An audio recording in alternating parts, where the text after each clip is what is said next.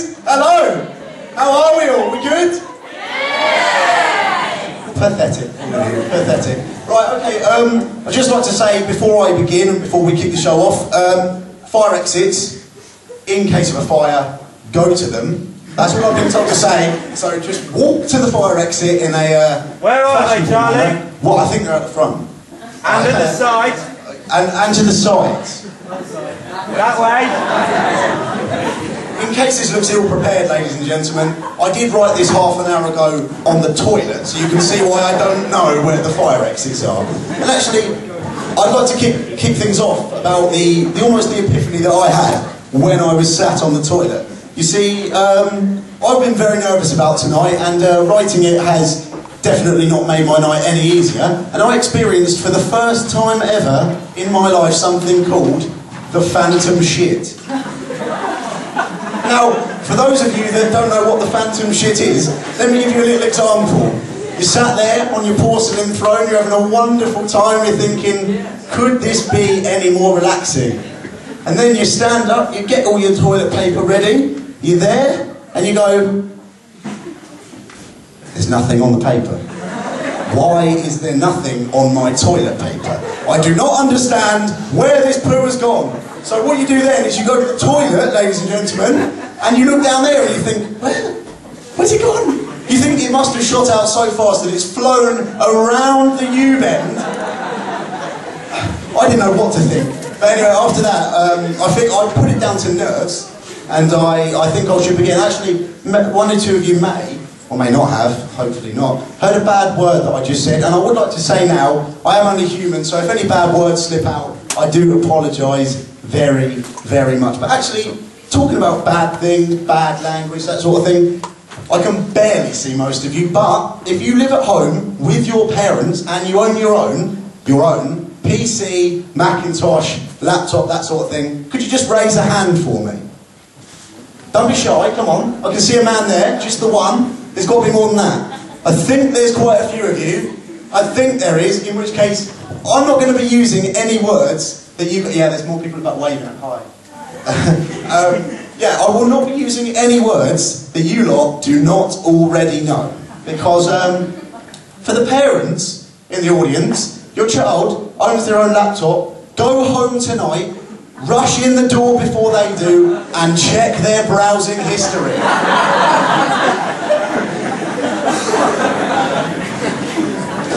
And to all of you that I may or may not have just landed in it, I would also like to say, it's better to come clean and get caught red-handed now than to have the IT man at Curry's finding things when you're trying to sell him your laptop. I think the look on his face was this. And then the noises came on and, oh, just no. Just no. Right, well, on the same vein of, you know, me on the porcelain throne and all that sort of thing, I would like to say, I've always loved being on stage. I love it, okay? I think it's fantastic, but I can't say it's the same for everybody. And I'd like to recount a story from my childhood, which I think is particularly relevant.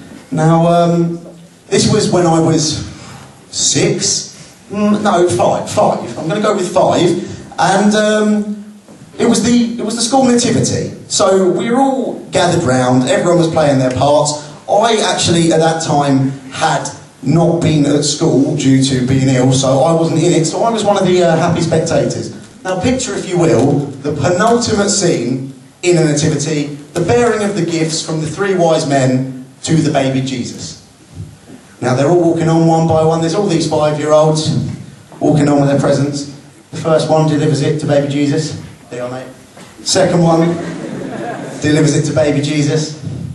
The third guy walks on. He's very proud, his mother's in the front row.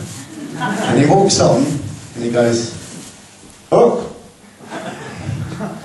And then, ladies and gentlemen, a sad thing happened, because a brown patch appeared on his robe. Now this poor boy had just dropped his load in front of the whole audience, and it was a Christmas present none of us were expecting. And at the time I wasn't thinking this, I was thinking, but later on, I thought, I bring you frankincense, I bring you myrrh, I bring you feces, does not have the same ring to it. But apart from that boy, well, we all love Christmas, don't we really? I mean, who had a good Christmas? Yeah! Standard Christmas then, okay. Well, regardless of whether you had a good Christmas or not, everyone apart from this boy, who from that fateful day on is called Shitter, everybody else loves Christmas. Everybody. And I've got a theory for why people are so jolly, and in particular, Santa. I think that Santa is so jolly because he knows where all the bad girls live.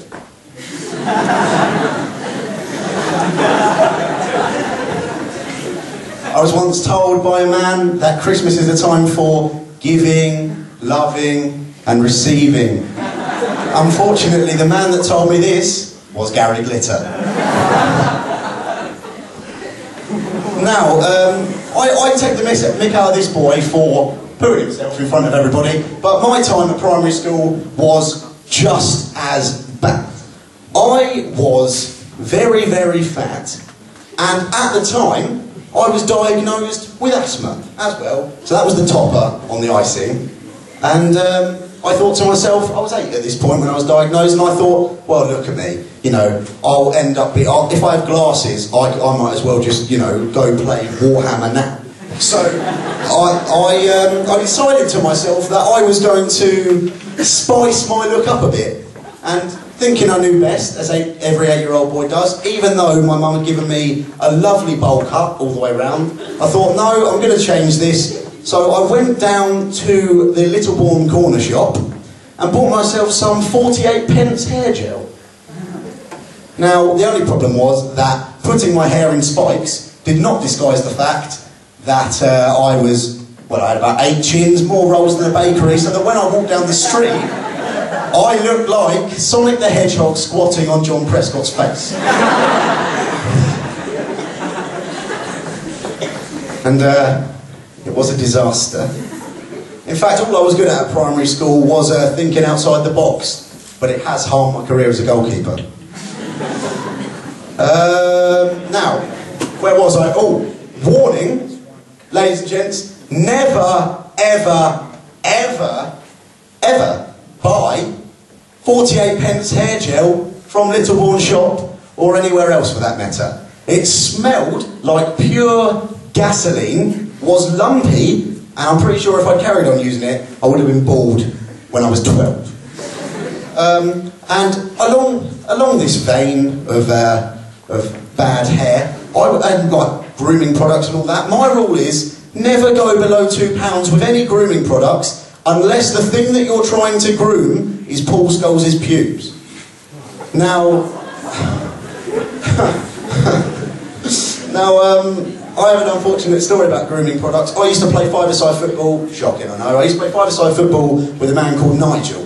And me and Nigel, we needed to go get some shower gel and stuff like that. He needed some essentials. And all we had time to stop off for, because we were late for a match, we had to stop at the Esso garage. Okay, you know, that haven of value, and that was where he bought some shower gel. It cost him 30p and his dignity. It wasn't until after he'd used the shower gel after the match, we all sat in the pub, and Nigel had gone rather pale, and I said to him, Nigel, you all right, mate? You look a bit, you look ill. He went, Charlie, I can't feel my testicles. And I said to him, get out, Nigel, of course you can. And he went, no, I can't. And then he turned to my dad and he went, Steve, please, take me to the hospital. I can't feel my balls. And after a while of taking a mick, he was like, no, I'm deadly serious. So we took him to the hospital, where the doctor explained to us that he had minor burns to his scrotum.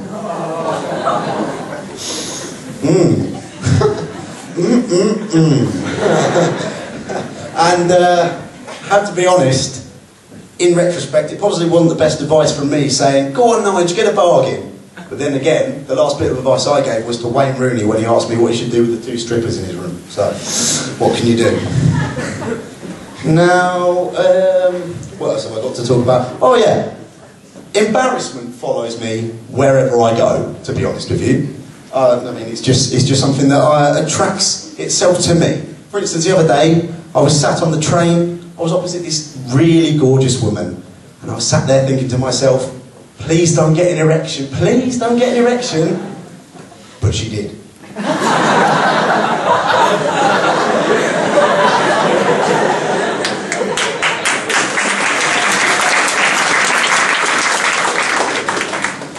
But it's not just trains, ladies and gentlemen, it is all public transport. That is an utter nightmare, okay?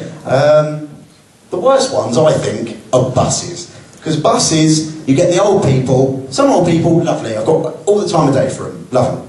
Others are the people who think that just because they have an artificial hip and a pacemaker, that they are the Robocop of Stagecoach, okay?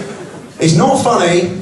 And the other day I got on a bus, I paid the money, I was fair, and I wasn't even playing music on my phone, it was through my headphones. Apparently these old women who have hearing aids could hear it, okay? So I walk past them, they give me looks like this as I walk up the bus.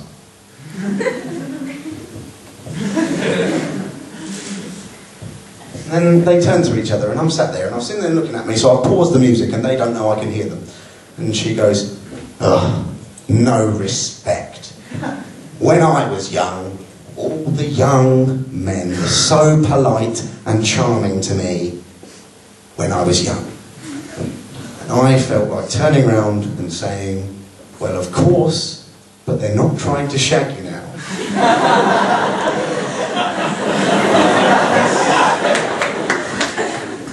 Now, it's not just public transport, it's the whole of the public sector, to be perfectly honest with you. I was driving with my dad the other day, past an I drove past an RAC van, you know, and inside, the driver was sobbing to himself uncontrollably. Tears streaming down his eyes. Oh, that guy looks really sad.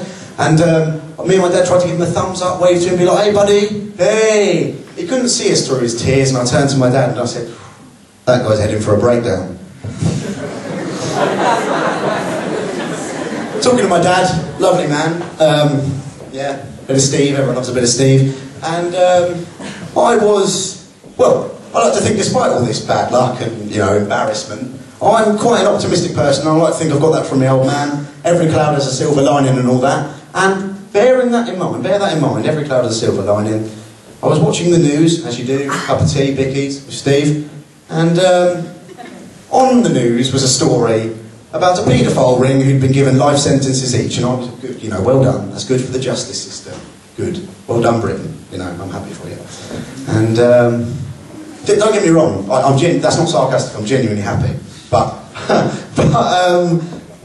then my dad turned to me and he said, Charlie, those paedophiles are disgusting creatures, they make me sick, they're filth.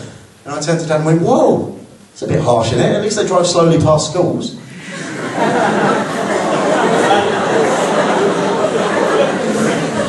I'm so happy you guys laughed at that. I am so happy. I was sat on the toilet going, they're not going to laugh at this, I might do another phantom shit.